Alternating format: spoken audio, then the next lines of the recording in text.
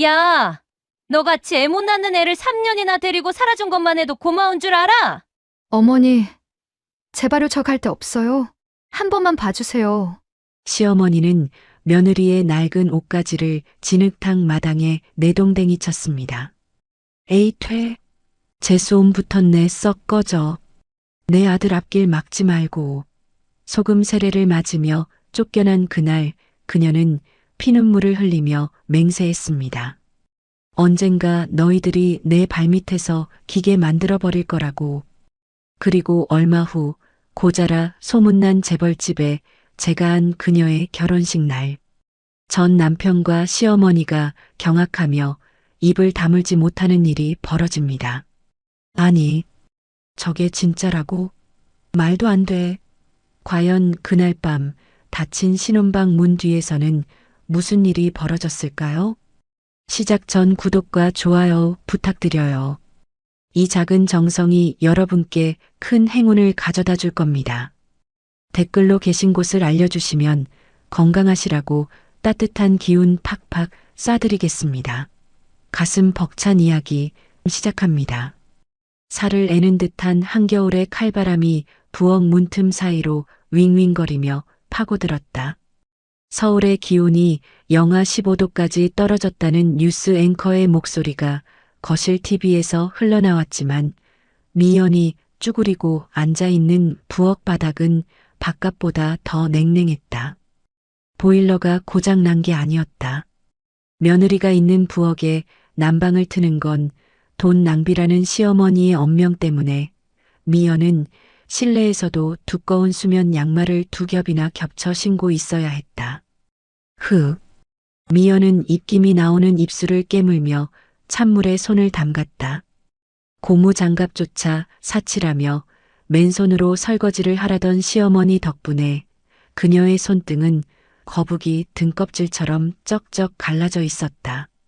붉게 터진 살 사이로 세제물이 닿을 때마다 바늘로 찌르는 듯한 통증이 밀려왔다. 하지만 육체의 고통보다 더 시린 것은 가슴 구석에 횡하니 뚫린 구멍이었다. 3년. 이 집안에 시집와서 죄인처럼 고개 숙이고 산 세월이었다. 이유는 단 하나였다. 아이가 들어서지 않는다는 것. 쯧쯧 적어봐라. 옆집 며느리는 벌써 둘째를 가졌다는데 우리 집은 무슨 전생에 나라를 팔아먹었나? 밥버러지 같은 게 들어와서 대를 뚝 끊어먹고 있으니 원. 거실에서 시어머니가 일부러 들으라는 듯 혀를 차는 소리가 들려왔다. 미연은 울컥 치솟는 눈물을 삼키기 위해 식어 빠진 찬밥 한 덩이를 입안으로 밀어 넣었다. 반찬이라곤 쉬어 터진 김치 쪼가리가 전부였다. 목구멍으로 넘어가는 찬밥 덩어리가 마치 돌덩이처럼 서럽고 무거웠다. 그때였다. 끼익 하는 대문 열리는 소리와 함께 요란한 웃음소리가 정적을 깼다. 아하, 자기야, 나 넘어지면 어떡해. 조심 좀 해줘. 오구오구, 우리 공주님. 내가 업어줄까? 조심, 조심. 미연은 밥그릇을 내려놓고 현관으로 나갔다. 술 냄새가 확 풍겨왔다. 남편 철수였다. 그런데 철수의 팔에는 낯선 여자가 매달려 있었다. 아니, 매달렸다기보다는 철수가 그 여자를 상전처럼 모시고 들어오고 있었다. 진한 향수 냄새가 미연의 코를 찔렀다.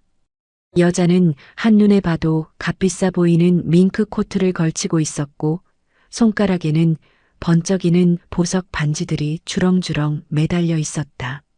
무엇보다 미연의 시선을 사로잡은 것은 그 여자가 짐짓 과시하듯 내밀고 있는 불룩한 배였다. 누구세요? 미연이 떨리는 목소리로 묻자 여자는 껌을 딱딱 씹으며 미연을 위아래로 훑어보았다. 경멸과 조롱이 가득 담긴 눈빛이었다.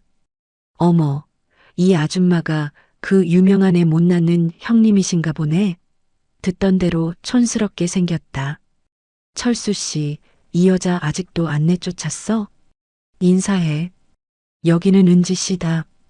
그리고 철수는 비틀거리며 은지의 어깨를 감싸 안더니 마치 개선장군이라도 된 듯 소리쳤다. 여기는 내 아들이다.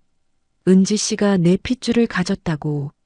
순간 미연의 머릿속이 하얗게 변했다.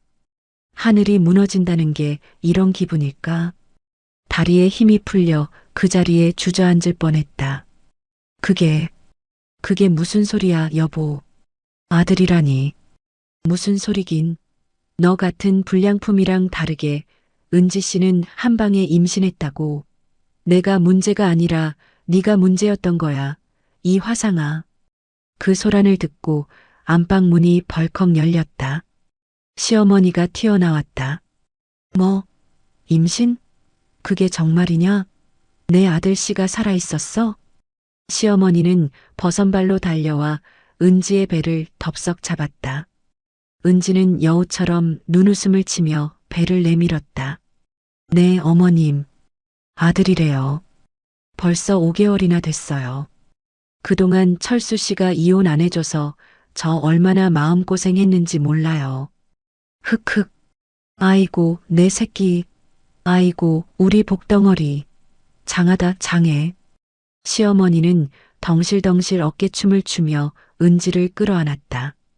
그러더니 싸늘하게 식은 눈초리로 구석에 서 있는 미연을 노려보았다. 그 눈빛은 사람을 보는 눈빛이 아니었다. 쓸모다한 쓰레기를 보는 눈빛이었다. 뭐하고 자빠졌어? 당장 안 나가고. 어머님, 그래도 제가 이 사람 조강지처인데. 조강지처? 웃기고 자빠졌네. 칠거지약 중 으뜸이 뭔지 알아? 배를 못 잇는 거야. 넌 이미 이 집 귀신이 될 자격을 잃었어. 썩 꺼져. 내 귀한 손주 놀라게 하지 말고. 시어머니는 부엌으로 뛰어가더니 굵은 소금 단지를 들고 나왔다. 그리고는 미연을 향해 냅다 뿌려버렸다. 촥! 따가운 소금 알갱이가 미연의 얼굴과 눈을 강타했다. 눈에 들어간 소금 때문에 눈물이 왈칵 쏟아졌다. 하지만 시어머니는 멈추지 않았다. 에이, 퇴! 재수 없는 년. 부정 타니까 소금물이라도 뿌려야지. 썩 나가. 당장. 철수는 낄낄거리며 미연의 낡은 짐 가방 하나를 마당 흙바닥으로 집어던졌다. 가방이 터지며 미연의 몇 안 되는 낡은 옷가지들이 진흙탕 위로 나뒹굴었다. 겨울비가 추적추적 내리기 시작한 마당 위로 미연의 자존심도 함께 짓밟혔다. 여보, 어머님, 제가 잘못했어요. 한 번만 봐주세요. 미연은 철수의 바짓가랑이를 잡고 매달렸다. 갈 곳이 없었다. 친정은 가난했고 당장 나가면 길바닥에 나앉아야 했다. 하지만 철수는 매몰차게 미연을 발로 걷어찼다. 이거 안 나? 구질구질하게 왜 이래? 위자료 한 푼도 없을 줄 알아. 넌 내 발로 나가는 거야. 알겠어? 어머, 철수 씨. 아기 놀라요. 얼른 문 닫아요. 저 여자 냄새나. 은지가 코를 막으며 찡그리자 철수와 시어머니는 황급히 미연을 대문 밖으로 밀어내고 쾅 소리가 나게 문을 닫아버렸다. 쾅! 굳게 닫힌 철대문. 안에서는 아이고 우리 복덩어리 뭐 먹고 싶은 거 없냐? 하는 시어머니의 간드러지는 목소리와 웃음소리가 들려왔다. 미연은 빗물과 눈물이 뒤범벅된 얼굴로 대문 앞에 주저앉았다. 맨발에 신겨진 슬리퍼 사이로 얼음장 같은 빗물이 스며들었다. 세상이 온통 캄캄했다. 얼마나 울었을까. 주머니 속에서 핸드폰이 요란하게 울렸다. 친정집 옆집 아주머니였다. 여보세요? 아이고 미연아. 큰일 났다. 내 엄마 쓰러졌어. 지금 구급차 타고 병원 가는 길이야. 뇌출혈이라는데 빨리 와봐야겠다. 미연은 비명을 지르며 자리에서 일어났다. 어떻게 병원까지 갔는지 기억도 나지 않았다. 젖은 옷을 입은 채 미친 사람처럼 응급실로 뛰어들었다. 엄마, 엄마. 산소호흡기를 낀 채 사경을 헤매는 어머니의 모습. 의사는 심각한 표정으로 차트를 넘기며 말했다. 당장 수술하지 않으면 오늘 밤을 넘기기 힘듭니다. 그런데 수술비랑 입원 보증금은 준비되셨습니까? 얼마인데요? 수술비만 일단 3천만 원입니다. 그 뒤 중환자실 비용은 별도고요. 3천만 원. 쫓겨난 미연의 주머니에 있는 돈이라곤 구깃구깃한 10,000원짜리 3장이 전부였다. 미연은 원무과 직원에게 무릎을 꿇었다. 선생님, 제발요. 제가 어떻게든 갚을게요. 일단 수술부터 해주세요. 네. 우리 엄마 좀 살려주세요. 하지만 직원의 표정은 사무적이고 차가웠다. 보호자님, 병원 규정상 보증금이 입금되지 않으면 수술 진행이 어렵습니다. 여기 사인 못 해주시면 저희도 어쩔 수 없습니다. 미연은 병원 차가운 복도 바닥에 이마를 찌으며 통곡했다. 돈이 없어서, 그놈의 돈이 없어서 엄마를 죽여야 한다니. 전 남편 철수에게 전화를 걸어보았지만 수신 거부 소리만 들릴 뿐이었다. 죽고 싶다. 차라리 엄마랑 같이 죽어버리고 싶어. 그때였다. 또각또각 누군가 미연의 앞으로 걸어왔다. 고개를 들어보니 주름이 자글자글한 노파 한 명이 서 있었다. 강남 사모님들 사이에서 은밀한 해결사로 통한다는 중매쟁이 할멈이었다. 쯧쯧. 효녀가 돈 때문에 어미를 잡게 생겼네. 노파는 품에서 하얀 손수건을 꺼내 미연에게 건넸다. 그리고 뱀처럼 스산한 목소리로 속삭였다. 세댁, 돈 필요하지? 엄마 살리고 싶지? 미연은 홀린 듯 고개를 끄덕였다. 시키면 뭐든지 할게요. 제 장기라도 팔아서 돈만 준다면. 장기는 무슨, 시집 한 번 더 가면 돼. 네, 시집이라니요? 노파는 주위를 두리번거리더니 미연의 귀에 입을 가져다 댔다. 태상그룹. 들어봤지? 거기 장남 강태주가 새장가를 들려고 해. 근데 자리가 좀 험해. 험하다니요? 사고로 하반신이 마비돼서 휠체어 신세야. 게다가 남자 구실도 못하는 고자라네. 성질은 또 어찌나 지랄 맞은지 간병인들이 사흘을 못 버티고 도망 나온대. 밤마다 짐승 우는 소리를 지른다는 소문도 있고. 노파의 눈이 번뜩였다. 하지만 돈 하나는 썩어나게 많아. 그 집에 들어가서 죽은 듯이 3년만 수발들면 내 엄마 수술비는 물론이고 평생 먹고 살 돈까지 챙겨준다더라. 어때? 할 수 있겠어? 미연은 침을 꿀꺽 삼켰다. 고자, 하반신 마비, 괴물 같은 성격.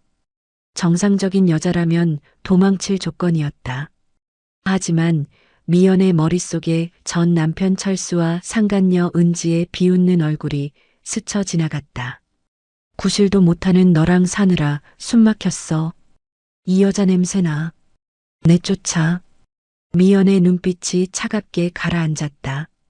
더 이상 잃을 것도 무서울 것도 없었다. 할게요. 미연은 주먹을 꽉 쥐었다. 손톱이 살을 파고들어 피가 배어나왔다. 어차피 전 아이 못 낳는다고 소방 맞은 몸이에요. 남자 구실 못하는 남편? 오히려 좋네요. 귀찮게 안 할 테니까. 호. 새댁 눈빛이 마음에 드네.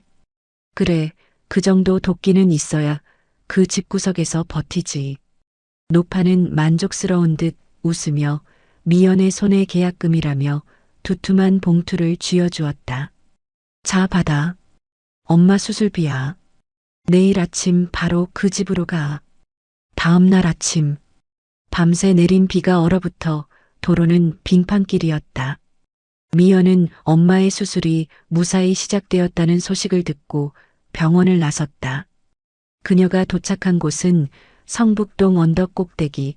요새처럼 높은 담벼락에 둘러싸인 태산그룹의 저택이었다. 육중한 철대문 앞에 선 미연은 화장기 없는 창백한 얼굴로 초인종을 눌렀다. 딩동.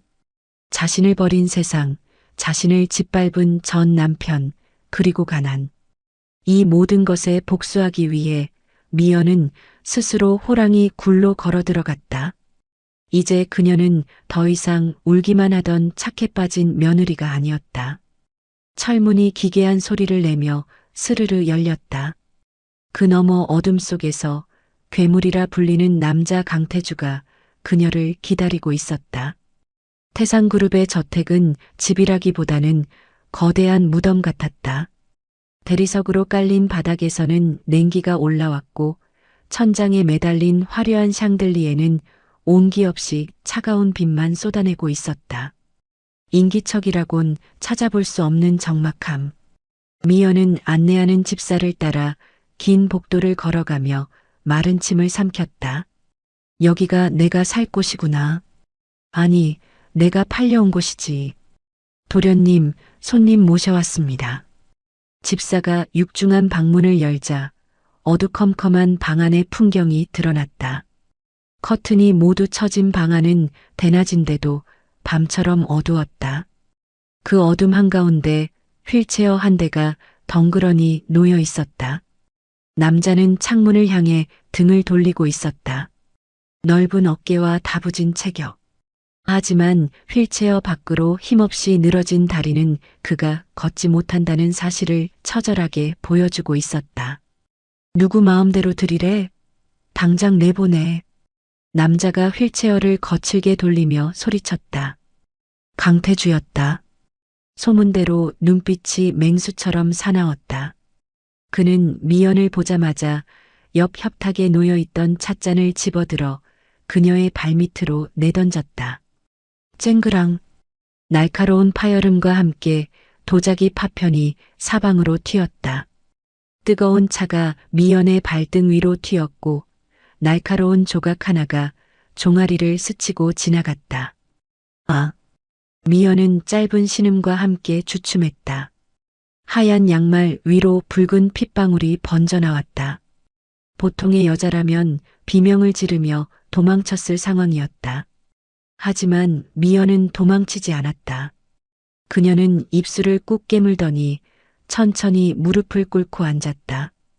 그리고 맨손으로 깨진 도자기 조각을 하나둘 줍기 시작했다. 태주의 미간이 찌푸려졌다. 뭐 하는 거야? 내 말 안 들려? 꺼지라고. 다 치우고 나갈게요. 당신 아내가 될 사람으로서 남편 방이 더러운 건 못 보겠으니까요. 미연의 목소리는 건조했지만 단단했다. 그녀의 손끝이 날카로운 파편에 베어 피가 맺혔지만 그녀는 아랑곳하지 않고 묵묵히 바닥을 닦았다. 태주는 기가 차다는 듯 코웃음을 쳤다. 아내, 돈 냄새 맡고 온 거머리 같은 년. 내까짓게 얼마나 버티나 보자. 태주는 휠체어 바퀴를 굴려 미연에게 다가갔다. 그의 손에는 김이 펄펄 나는 찻주전자가 들려 있었다. 그는 미연을 시험해 보려는 듯 주전자 뚜껑을 열고 끓는 물을 자신의 마비된 허벅지 쪽으로 기울였다. 손이 미끄러지네. 태주의 눈이 광기로 번뜩였다. 뜨거운 물줄기가 그의 다리로 쏟아지려는 찰나였다. 탁! 미연이 번개처럼 몸을 날렸다. 그녀는 자신의 두 손으로 태주의 허벅지를 덮으며 쏟아지는 뜨거운 물을 막아냈다. 흑! 살이 타는 듯한 고통에 미연의 얼굴이 하얗게 질렸다. 끓는 물이 그녀의 손등을 붉게 물들였다. 하지만 미연은 손을 떼지 않았다. 태주의 바지가 젖지 않도록 자신의 손바닥으로 물을 받아내며 바닥으로 흘려보냈다. 태주의 눈동자가 크게 흔들렸다. 너 지금 뭐 하는 짓이야? 뜨겁지 않아? 미연은 그제야 거친 숨을 몰아쉬며 손을 거두었다.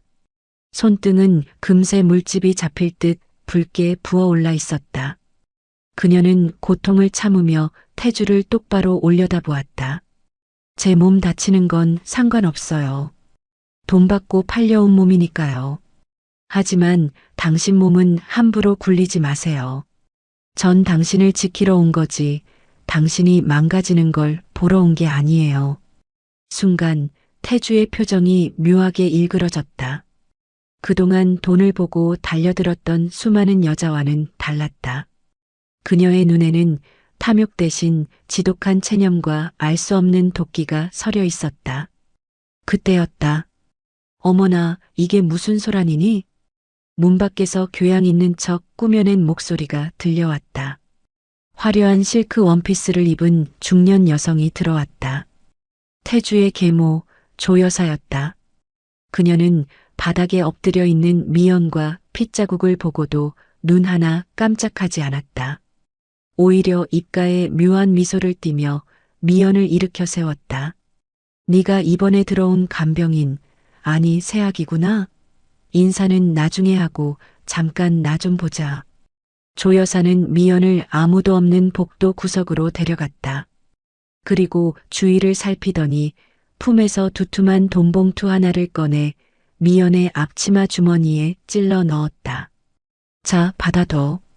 시집 오느라 고생했는데 용돈이라도 해야지. 이게 무슨... 그리고 이건 덤이야. 조 여사는 작은 약병 하나를 쥐어주며 목소리를 낮췄다. 뱀이 혀를 날름거리듯 소름 끼치는 목소리였다. 태주가 밤마다 잠을 못 자서 괴로워해. 저녁마다 물에 이거 한 방울씩 타서 먹여라. 아주 푹 자게 해주는 약이니까. 알겠지? 눈치가 빠르면 이 집에서 오래 붙어 있을 수 있어. 미연은 약병을 내려다보았다. 수면제라고 했지만 직감적으로 알 수 있었다. 태주를 서서히 망가뜨리는 독약이거나 정신을 몽롱하게 만드는 약이 분명했다. 조 여사는 미연의 어깨를 툭툭 치고는 유유히 사라졌다. 잠시 후 미연은 다시 태주의 방으로 들어갔다. 태주는 여전히 창밖을 보고 있었다. 미연은 주머니에 있던 돈봉투와 약병을 꺼내 태주의 무릎 위에 올려놓았다. 이게 뭐야? 당신 계모가 주더군요. 돈은 용돈 하라고 줬고 이 약은 당신 재우라고 줬어요. 태주는 약병을 집어들었다. 그의 입가에 비릿한 조소가 걸렸다. 이걸 나한테 왜 줘? 그냥 시키는 대로 하고 돈 챙겨서 나가면 되잖아. 전 당신 아내로 고용됐지 살인 청부업자로 고용된 게 아니니까요. 그리고 미연은 잠시 망설이다가 말을 이었다. 저도 알거든요. 가족한테 버림받는 게 어떤 기분인지. 적어도 저는 당신 등 뒤에서 칼 꽂는 짓은 안 해요. 태주는 말없이 미연을 응시했다. 3년 만이었다. 이 지옥 같은 집구석에서 자신의 편이 되어주겠다는 사람을 만난 것은 그는 휠체어 팔걸이 버튼을 눌러 비서를 호출했다. 김 실장, 계약서 가져와. 잠시 후 비서가 서류 한 장을 들고 들어왔다. 태주는 펜을 들어 계약서 빈칸에 무언가를 휙휙 적어 넣더니 미연에게 내밀었다. 조건을 추가했다. 친정어머니 병원비 전액 지원. 최고급 VIP 병실로 이송. 그리고 내 품위 유지비 무제한. 미연의 눈이 커졌다. 대신 조건이 있어. 내 결혼식에서 완벽한 연기를 해. 세상에서 제일 행복한 척, 나를 끔찍하게 사랑하는 척. 내 다리가 되어주고 내 손이 되어줘. 할 수 있겠어? 할게요. 연기라면 자신 있어요. 저도 이 악물고 버티는 건 선수거든요. 미연은 떨리는 손으로 계약서에 지장을 찍었다. 붉은 인주가 종이에 묻어나는 순간 그녀의 인생 2막이 시작되었다. 김 실장, 당장 이 여자 데리고 백화점 가서 싹 바꿔놔. 거짓골을 하고 다니면 내 얼굴에 먹칠하는 거니까. 몇 시간 뒤 태산그룹 백화점 VIP 라운지. 미연은 탈의실 거울 앞에 섰다. 낡은 티셔츠와 무릎 나온 바지는 사라졌다. 그 자리에는 우아한 실크 원피스와 반짝이는 다이아몬드 목걸이를 한 낯선 여자가 서 있었다. 전문가의 손길을 거친 화장 덕분에 창백했던 얼굴에는 생기가 돌았다. 거울 속 여자는 더 이상 소박 맞고 쫓겨난 초라한 며느리가 아니었다. 그래, 한미연. 우는 건 어제로 끝났어. 이제부터 난 태산그룹 며느리야. 미연은 거울 속 자신을 향해 독하게 웃어 보였다. 하지만 그 웃음 끝에는 서글픈 물기가 어려 있었다. 그날 밤, 저택은 쥐 죽은 듯 고요했다. 미연은 태주의 방 옆에 딸린 작은 침실을 배정받았다. 잠이 오지 않아 뒤척이던 그때였다. 쿵, 쿵. 벽 너머 태주의 방에서 이상한 소리가 들려왔다. 무언가 무거운 것을 내려놓는 소리 같기도 하고 거친 숨소리 같기도 했다. 소문에 듣던 대로 발작이라도 일으키는 걸까? 미연은 조심스럽게 방문을 열고 복도로 나갔다. 태주의 방문 앞에 귀를 대보았다. 흡, 크, 고통을 참는 듯한 남자의 신음. 미연은 문고리를 잡으려다 멈칫했다. 모르는 게 약이다. 너무 깊이 알려고 하지 말자. 그녀는 손을 거두고 돌아섰다. 하지만 그녀는 몰랐다. 문 너머에서 태주가 땀을 비오듯 흘리며 마비되었다던 다리로 철봉을 잡고 필사적으로 몸을 일으키고 있다는 사실을. 다음 날 아침 식탁에 마주 앉은 태주가 미연을 보며 입을 열었다. 결혼식 날짜 잡혔어? 다음 주야. 네, 알겠습니다. 그리고 아주 특별한 하객들을 초대했어. 태주는 커피잔을 내려놓으며 입꼬리를 비릿하게 올렸다. 그 미소가 너무나 섬뜩해서 미연의 등골이 오싹해졌다. 누구요? 내 전 남편 김철수, 그리고 내 시어머니. 그 인간들 말이야. 네, 그 사람들을 왜? 재밌잖아. 너를 쓰레기 취급하며 버린 인간들이 네가 재벌가 며느리가 되어 나타났을 때 어떤 표정을 지을지. 태주의 눈이 맹수처럼 번뜩였다. 기대해. 그 결혼식장은 그 인간들의 무덤이 될 테니까. 미연은 식탁 아래로 주먹을 꽉 쥐었다. 두려움과 동시에 가슴 깊은 곳에서 뜨거운 무언가가 치밀어 올랐다. 복수? 그래, 이건 그녀를 위한 무대이기도 했다. 폭풍전 야처럼 고요하지만 위태로운 아침 식사가 그렇게 이어지고 있었다. 대한민국 상위 1%만 결혼한다는 S호텔의 다이아몬드 홀. 천장에 매달린 수천 개의 크리스털 샹들리에가 눈이 부시도록 쏟아지고 식장 곳곳은 네덜란드에서 공수해 온 생화향기로 가득 찼다. 꽃값만 해도 서울 아파트 전셋값은 좋게 나온다는 초호화 결혼식이었다. 하지만 그 화려함과 달리 식장 안의 공기는 마치 얼음장처럼 싸늘했다. 하객석을 채운 사람들은 축하의 박수를 보내는 대신 입을 가리고 수군대기에 바빴다. 저 여자가 그 여자래? 돈 때문에 팔려왔다는? 쯧쯧, 오죽하면 고자한테 시집을 오겠어. 신랑 꼴 좀 봐. 저 몸으로 첫날 밤이나 치르겠나. 태산그룹도 끝물이네. 며느리 꼴하고는. 하객들의 시선은 동정이 아닌 조롱이었다. 신부 대기실에 앉아있는 미연의 귀에도 그 날카로운 말들이 비수처럼 날아와 꽂혔다. 미연은 떨리는 손을 맞잡았다. 하얀 웨딩드레스 위로 식은땀이 떨어졌다. 그때였다. 아이고, 여기가 천국이네. 천국이야. 예, 철수야. 저기 저 랍스터 좀 더 가져와라. 우아한 클래식 음악 사이로 경박하고 큰 목소리가 쩌렁쩌렁 울려 퍼졌다. 미연의 심장이 덜컥 내려앉았다. 익숙한 목소리. 잊으려야 잊을 수 없는 그 악몽 같은 목소리였다. 전 시어머니였다. 그리고 그 옆에는 입안 가득 음식을 쑤셔넣고 있는 전 남편 김철수가 있었다. 태주가 보낸 초대장을 받고 온 두 사람은 마치 굶주린 하이에나처럼 뷔페 코너를 휩쓸고 있었다. 명품 양복을 빌려 입었지만 몸에 맞지 않아 헐렁한 폼이 우스꽝스러웠다. 시어머니는 접시에 담긴 갈비를 손으로 집어뜯으며 주위를 두리번거렸다. 어머 세상에, 이 비싼 걸 공짜로 먹다니. 야, 철수야. 너 그 쫓아낸 며느리 덕 좀 본다? 걔가 복덩어리는 복덩어리였네. 이렇게 비싼 밥도 얻어먹게 해주고. 엄마는 참 목소리 좀 낮춰요. 쪽팔리게. 철수는 툴툴거리면서도 입가에 묻은 양념을 닦을 생각도 하지 않았다. 그는 샴페인 잔을 들고 거들먹거리며 신부 대기실 쪽을 힐끔거렸다. 복덩어리는 무슨. 그래봤자 병신 수발드는 하녀지. 안 그래? 내가 저런데 꼬이느니 일찍 방생해 준 걸 고맙게 생각해야지. 두 모자의 뻔뻔한 대화에 주변 하객들이 눈살을 찌푸리며 피했지만 그들은 아랑곳하지 않았다.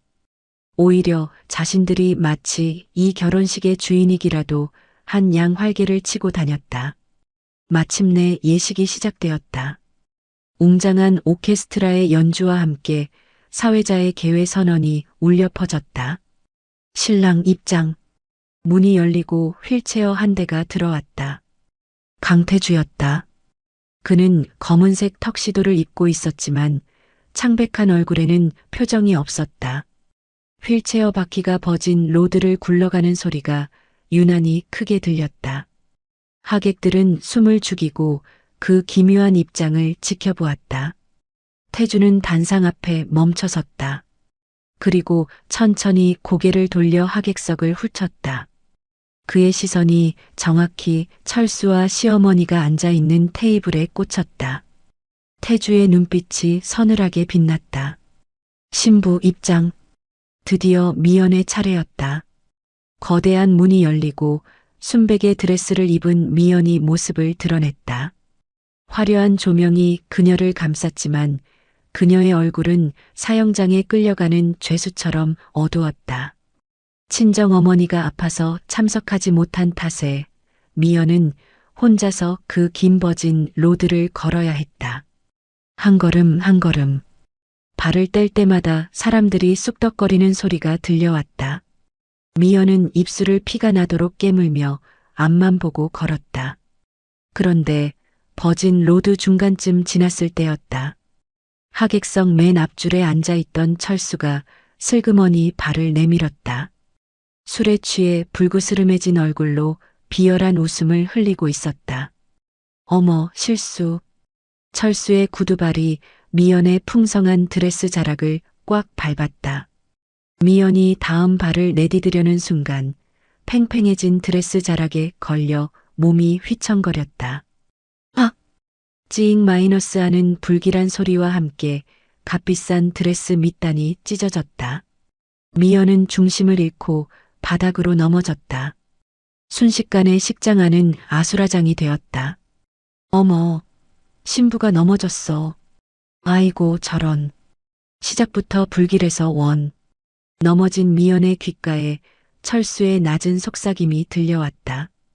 그는 미연을 일으켜주는 척 다가와서 뱀처럼 속삭였다. 꼴 좋다. 주제 파악 좀 하고 살지 그랬어? 고자한테 시집가서 그 돈 다 차지한다고 네가 뭐라도 된 줄 알아? 넌 영원히 내 밑바닥이야. 철수의 입에서 뿜어져 나오는 역한 술 냄새와 모욕적인 언사. 미연은 수치심에 얼굴이 붉게 달아올랐다. 눈물이 핑 돌았다. 일어서야 하는데 다리에 힘이 풀려 일어설 수가 없었다. 하객들의 웅성거림이 마치 거대한 파도처럼 그녀를 덮쳐왔다. 시어머니는 뒤에서 배를 잡고 킬킬거리고 있었다. 아이고 고소해라. 천벌 받은 거지. 천벌 받은 거야. 그때였다. 그 더러운 손 치워. 지옥 같은 소란을 뚫고 낮고 묵직한 목소리가 울려 퍼졌다. 마이크를 통해 증폭된 그 목소리는 식장 전체를 단숨에 얼어붙게 만들었다. 단상 위에 있던 태주였다. 그는 휠체어 바퀴를 거칠게 굴려 미연이 넘어진 곳까지 단숨에 내려왔다. 그리고 철수를 향해 짐승처럼 으르렁거렸다. 내 아내 몸에 손대지 말라고 했다. 철수는 태주의 기세에 눌려 엉겁결에 뒷걸음질 쳤다.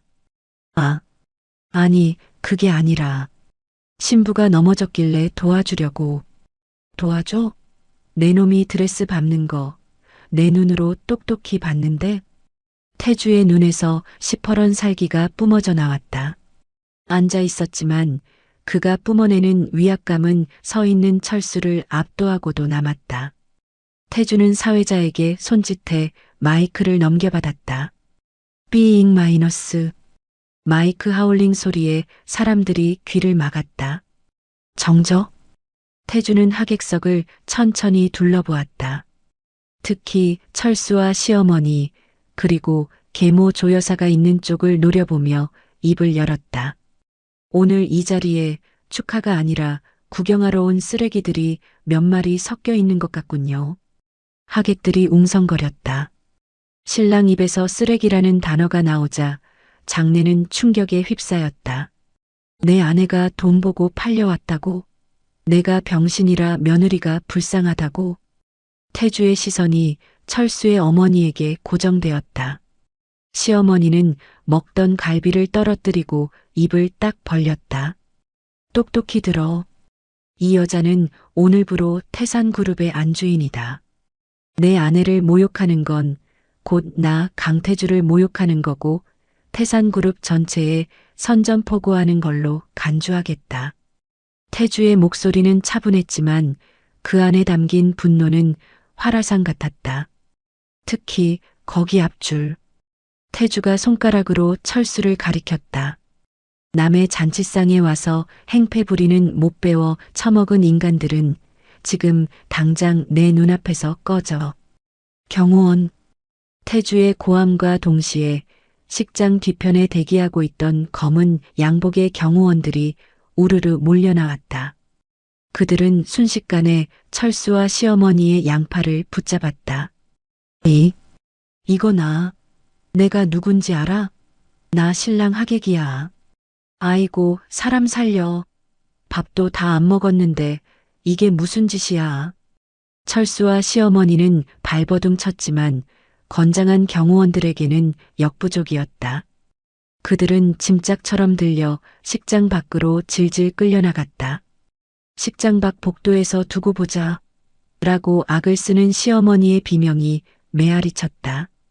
식장 안은 찬물을 끼얹은 듯 고요해졌다. 감히 누구도 숨소리조차 크게 내지 못했다. 태주는 그제야 미연을 바라보았다. 그의 표정이 순식간에 부드러워졌다. 그는 휠체어에서 몸을 숙여 떨고 있는 미연에게 손을 내밀었다. 일어날 수 있겠어? 미연은 멍하니 태주를 올려다보았다. 괴물이라고 불리던 남자. 성질이 포악하다던 남자. 하지만 지금 그녀의 눈에 비친 태주는 세상 그 누구보다 든든한 보호자였다. 미연은 떨리는 손으로 태주의 손을 잡았다. 투박하고 거친 손이었지만 그 온기만큼은 뜨거웠다. 네. 미연이 힘겹게 일어나자 태주는 찢어진 드레스 자락을 대충 정리해주며 비서에게 눈짓했다. 식 진행해. 잡상인들은 다 청소했으니까. 남은 결혼식은 속전속결로 진행되었다. 더 이상 누구도 미연을 비웃거나 수군대지 못했다. 그들은 공포와 경외심이 섞인 눈으로 이 기묘한 부부를 바라볼 뿐이었다.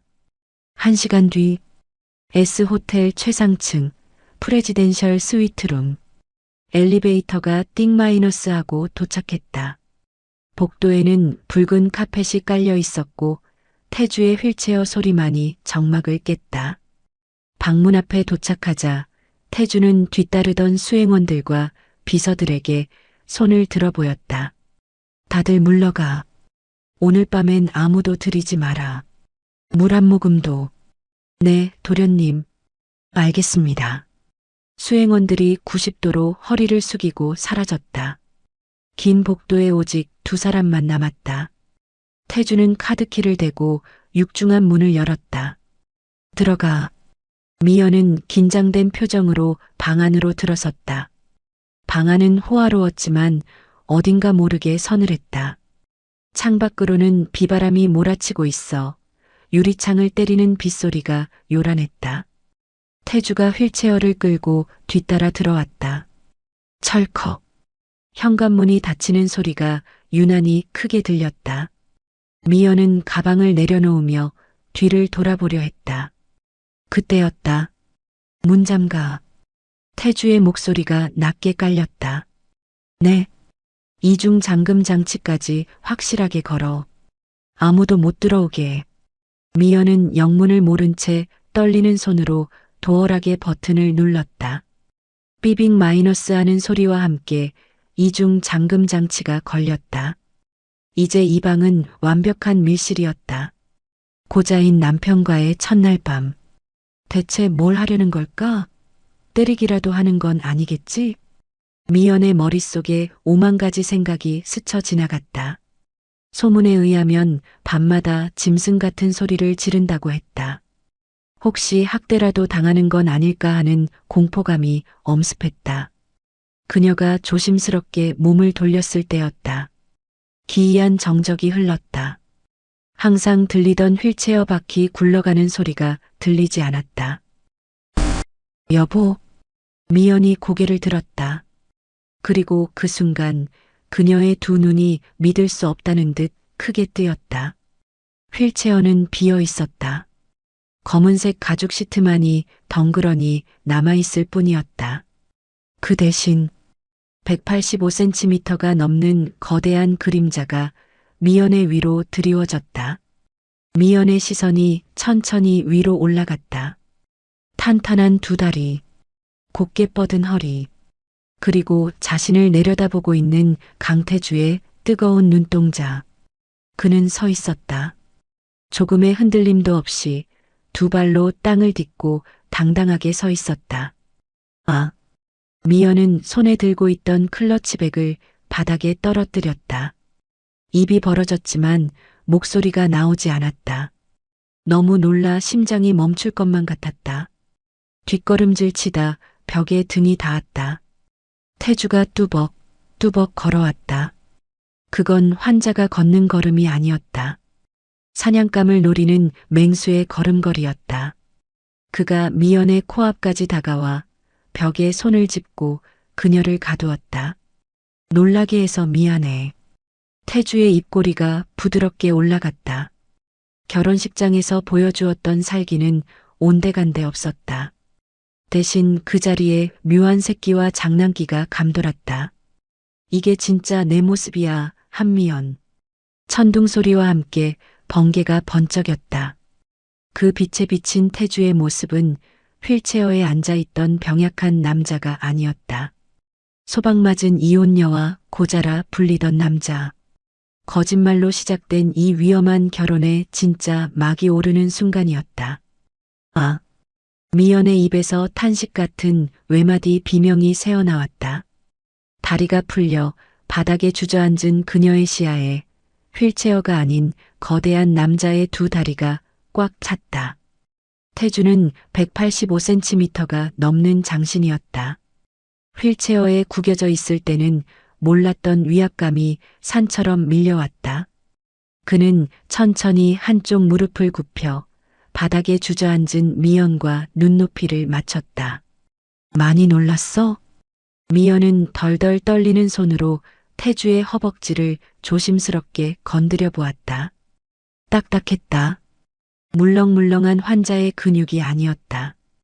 돌덩이처럼 단단하게 벼려진 살아있는 남자의 근육이었다. 어떻게 이럴 수가 있어요? 하반신 마비라고. 평생 못 걷는다고. 죽은 척해야 살 수 있었으니까. 태주는 씁쓸한 미소를 지으며 미연의 손을 잡아 자신의 가슴에 갖다 댔다. 쿵, 쿵, 쿵. 심장이 힘차게 뛰고 있었다. 3년 전 교통사고 기억해? 미연은 고개를 끄덕였다.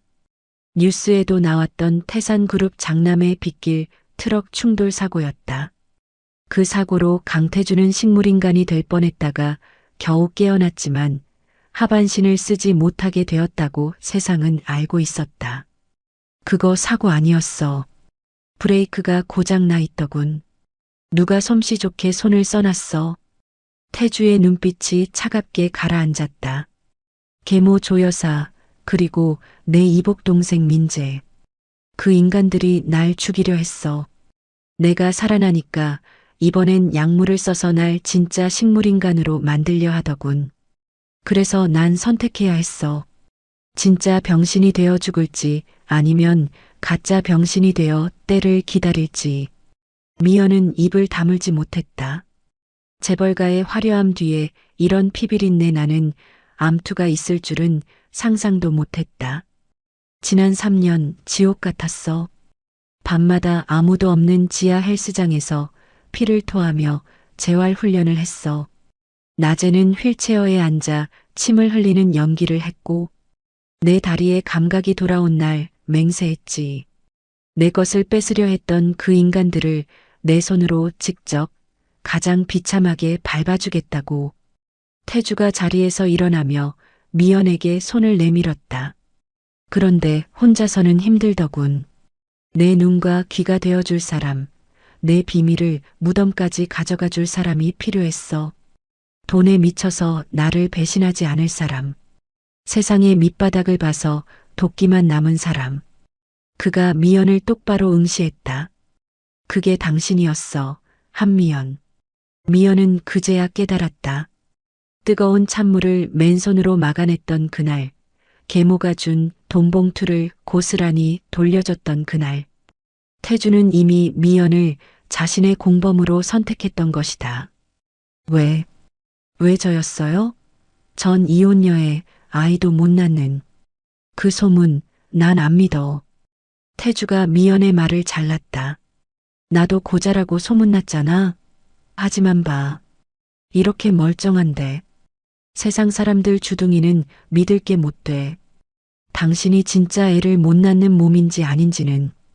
태주가 미연의 허리를 한 팔로 감싸 안아 번쩍 일으켜 세웠다. 두 사람의 몸이 밀착되었다. 태주의 따뜻한 숨결이 미연의 귓가를 간지럽혔다. 오늘 밤 내가 직접 확인해 보면 알겠지. 미연의 얼굴이 붉게 달아올랐다. 심장이 터질 것만 같았다. 두려움은 사라지고 알 수 없는 설렘과 기대감이 그 자리를 채웠다. 창밖에서는 우르릉 쾅 천둥이 쳤다. 번개 불빛이 방 안을 환하게 비쳤다. 태주는 미연을 소중한 보물처럼 안아 침대 위에 눕혔다. 여보. 미연의 눈에서 눈물이 주르륵 흘러내렸다. 슬퍼서가 아니었다. 지난 3년간 겪었던 서름, 전 남편의 폭언, 시어머니의 학대, 여자로서 자존감이 바닥까지 떨어졌던 그 비참한 기억들이 태주의 따뜻한 손길 한 번에 눈 녹듯 씻겨 내려가는 것 같아서였다. 울지 마. 태주가 거친 엄지손가락으로 미연의 눈물을 닦아주었다. 이제 아무도 당신 무시 못해. 당신 뒤엔 내가 있어. 태산그룹 강태주가 내 남편이라고. 태주는 미연을 부서질 듯 꽉 껴안았다. 거칠지만 그 누구보다 따뜻하고 든든한 품이었다. 미연은 태주의 목을 끌어안았다. 그녀의 손이 태주의 단단한 등 근육을 더듬었다. 이 남자는 진짜였다. 돈 때문에 팔려온 가짜 남편이 아니라 그녀를 지켜줄 진짜 남자였다. 아. 미연의 입에서 참아왔던 뜨거운 숨결이 터져나왔다. 고자라는 소문은 완벽한 거짓말이었다. 그는 그 누구보다 강인하고 든든한 미연의 진짜 남편이었다. 비바람이 몰아치는 밤, 호텔 스위트룸의 침대 위에서 두 사람의 그림자가 하나로 포개졌다. 그들은 서로의 상처를 어루만지듯 그리고 세상에 보란 듯이 깊고 진한 사랑을 확인했다. 미연은 난생 처음으로 자신이 사랑받는 귀한 여자라는 것을 온몸으로 느꼈다. 태주의 품 안에서 그녀는 생각했다. 신이시여, 감사합니다. 저를 버려준 전 남편에게 감사합니다. 덕분에 이 남자를 만났습니다. 그것은 소박맞은 여자의 한이 풀리는 밤이자 새로운 생명이 잉태되는 기적의 밤이었다. 다음 날 아침, 커튼 사이로 눈부신 햇살이 비쳐 들어왔다. 미연은 눈을 비비며 일어났다. 온몸이 나른했지만 기분은 날아갈 듯 상쾌했다. 옆자리는 비어 있었다. 욕실에서 물소리가 들려왔다. 잠시 후 샤워 가운을 걸친 태주가 젖은 머리를 털며 나왔다. 일어났어? 그의 목소리는 어젯밤보다 한층 더 부드러워져 있었다. 미연은 수줍게 이불을 끌어올리며 고개를 끄덕였다. 태주가 침대맡에 걸터앉아 미연의 이마에 가볍게 입을 맞췄다. 잘 잤어? 컨디션은 괜찮고? 네. 그냥 좀 나른해요. 다행이다. 태주가 짓궂게 웃자 미연은 얼굴을 붉히며 베개로 얼굴을 가렸다. 행복했다. 이 시간이 영원히 멈췄으면 좋겠다고 생각했다. 하지만 현실은 냉정했다. 똑똑똑. 방문 밖에서 노크 소리가 들려왔다. 도련님, 댁으로 출발하실 시간입니다. 차 대기시켜 놓았습니다. 비서실장의 목소리였다. 태주의 눈빛이 순식간에 변했다. 다정했던 남편의 눈빛에서 다시 차갑고 날카로운 맹수의 눈빛으로 돌아왔다. 준비해. 이제 쇼를 시작해야지. 태주는 침대 옆에 세워둔 휠체어를 끌어당겼다. 그리고 멀쩡한 두 다리로 서 있다가 털썩하고 휠체어에 주저앉았다. 그는 다리에 힘을 빼고 축 늘어뜨렸다. 순식간에 건장한 사내에서 병약한 환자로 변신하는 모습은 소름이 돋을 정도였다. 어때? 감쪽 같지? 태주가 한쪽 눈을 찡긋해 보였다. 미연은 침대에서 일어나 태주의 넥타이를 매주었다. 네, 완벽해요. 아무도 모를 거예요. 당신도 명심해. 이 방문을 나가는 순간부터 우린 다시 쇼윈도 부부야. 난 까칠한 병신이고 당신은 돈 때문에 참고 사는 불쌍한 아내. 걱정 마세요. 저도 연기라면 자신 있으니까요. 미연은 태주의 어깨를 털어주며 거울 속의 두 사람을 바라보았다. 휠체어에 앉은 남편과 그 뒤에 선 아내. 겉보기엔 세상에서 가장 불행해 보이는 조합이었지만 거울 속 두 사람의 눈은 은밀한 공범 의식으로 반짝이고 있었다. 가자. 미연이 휠체어를 밀고 방문을 열었다. 복도에는 비서들과 수행원들이 도열해 있었다. 그들 틈에는 유난히 귀를 쫑긋 세우고 있는 낯선 하녀 한 명이 섞여 있었다. 계모 조여사가 심어놓은 첩자였다. 태주는 일부러 미연에게 소리를 질렀다. 야, 넥타이가 왜 이래? 똑바로 못해? 아침부터 재수없게. 태주가 미연의 손을 거칠게 쳐냈다. 미연은 휘청거리는 척하며 고개를 숙였다. 죄송합니다. 다시 할게요. 됐어. 비켜. 꼴도 보기 싫으니까. 태주가 휠체어를 거칠게 몰고 앞장섰다. 하녀의 입가에 묘한 비웃음이 걸렸다. 그녀는 몰래 핸드폰을 꺼내 문자를 보냈다. 사모님 안심하세요. 첫날 밤은커녕 아침부터 난리도 아닙니다. 역시 고자가 맞나 봅니다.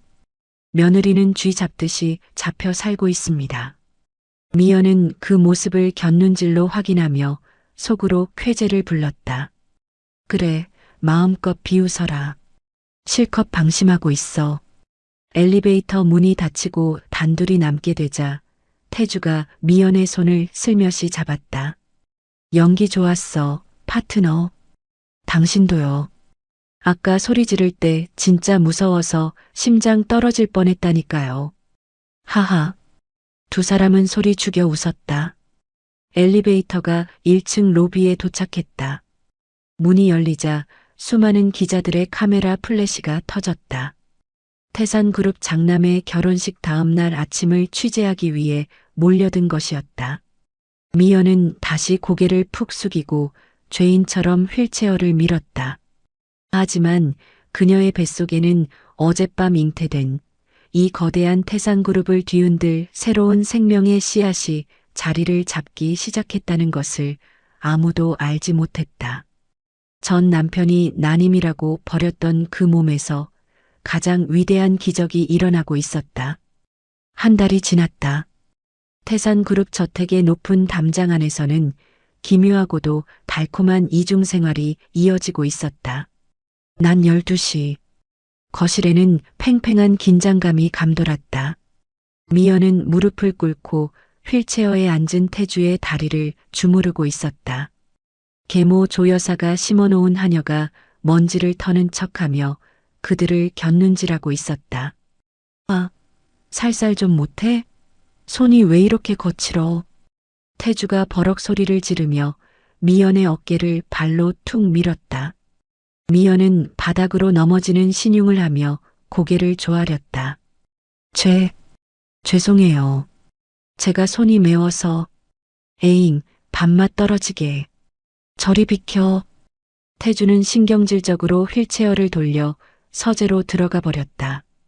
하녀는 그 모습을 보고 피식 웃으며 부엌으로 사라졌다. 하지만 서재 문이 닫히고 완벽한 둘만의 공간이 되자 태주의 표정은 180도 바뀌었다.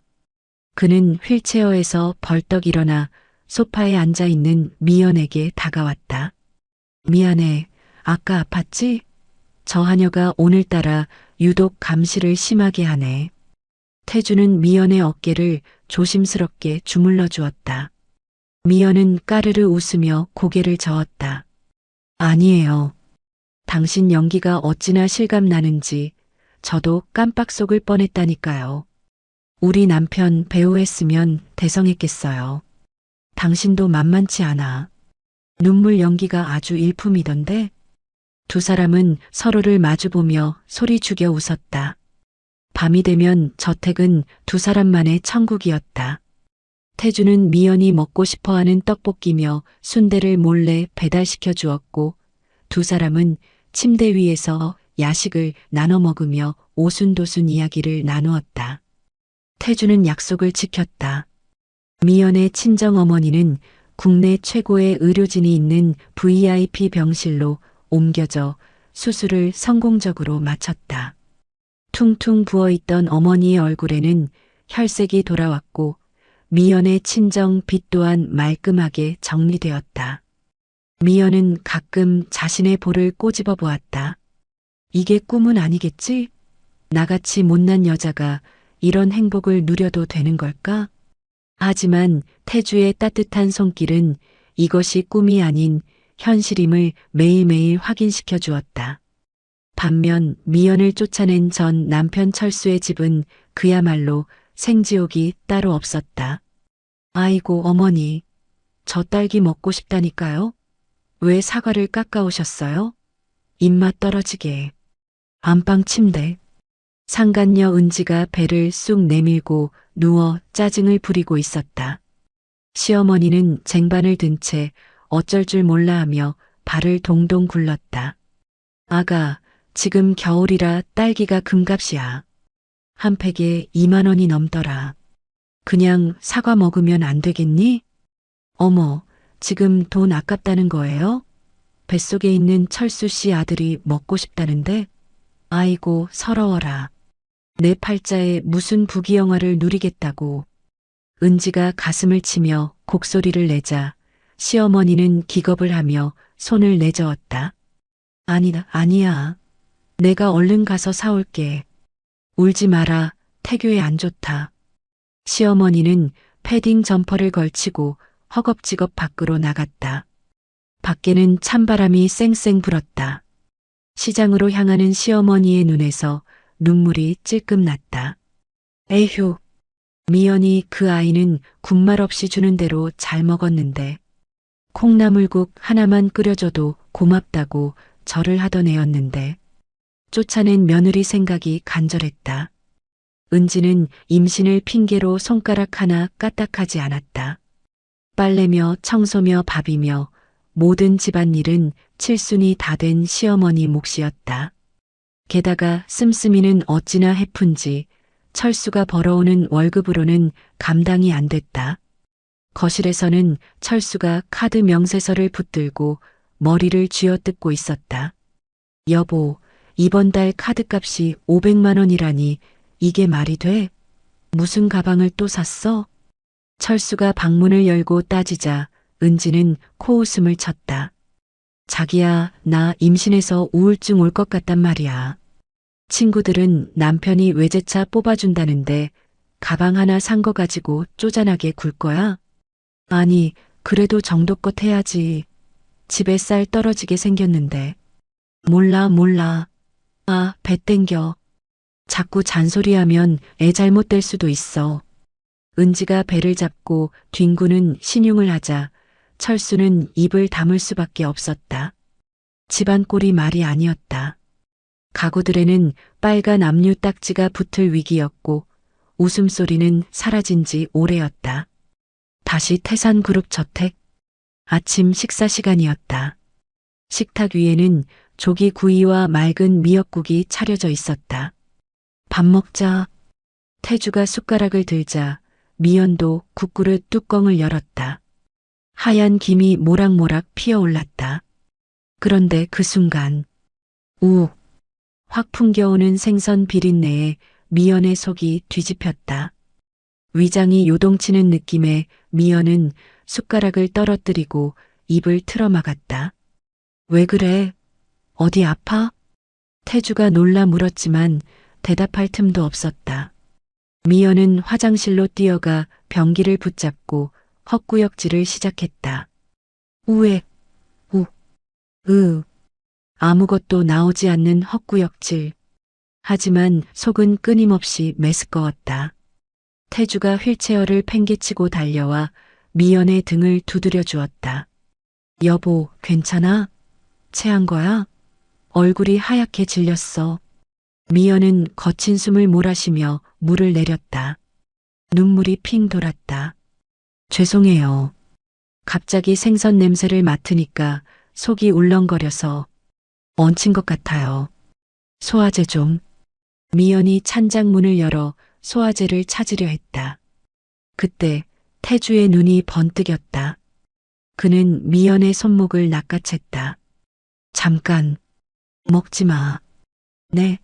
왜요? 속이 너무 안 좋은데. 당신, 그날이 언제였지? 그날이라니요? 달거리 말이야. 지난달에 했어? 미연은 멍하니 태주를 바라보았다. 그러고 보니 지난달 예정일을 훌쩍 넘긴 상태였다. 하지만 그럴 리가 없었다. 그녀는 3년 동안 아이가 들어서지 않아 난임이라고 낙인 찍힌 여자였다. 설마. 아니에요. 전 아이 못 가져요. 병원에서도 포기하라고 했는걸요. 미연이 고개를 저었지만 태주의 표정은 진지했다.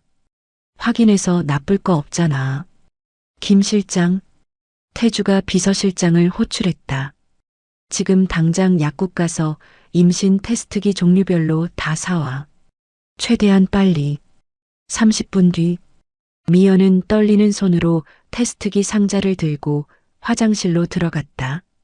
태주는 문 밖에서 초조하게 서성거렸다. 1분이 1년처럼 느껴지는 시간이었다. 화장실 안. 미연은 세면대 위에 놓인 테스트기를 내려다보았다. 눈을 뜰 수가 없었다. 또 한 줄이면 어떡하지? 또 실망하면 어떡하지? 조심스럽게 눈을 떴다. 하얀 막대기 위로 선명한 붉은색 선이 나타나 있었다. 하나가 아니었다. 2개였다. 아. 미연은 다리에 힘이 풀려 주저앉았다. 손이 덜덜 떨렸다. 꿈이 아니었다. 분명한 2줄이었다. 흐흑. 흐엉. 화장실 안에서 통곡 소리가 터져 나왔다. 밖에서 기다리던 태주가 문을 벌컥 열고 들어왔다. 바닥에 주저앉아 울고 있는 미연과 그녀의 손에 들린 테스트기가 보였다. 여보. 태주가 테스트기를 확인했다. 2줄. 태주의 눈시울도 붉어졌다. 그는 미연을 와락 껴안았다. 거봐. 내가 뭘 했어. 당신은 아무 문제 없다고 했잖아. 당신은 완벽한 여자라고 했잖아. 여보. 흑흑. 나 엄마 된대요. 나 난임 아니래요. 흐엉.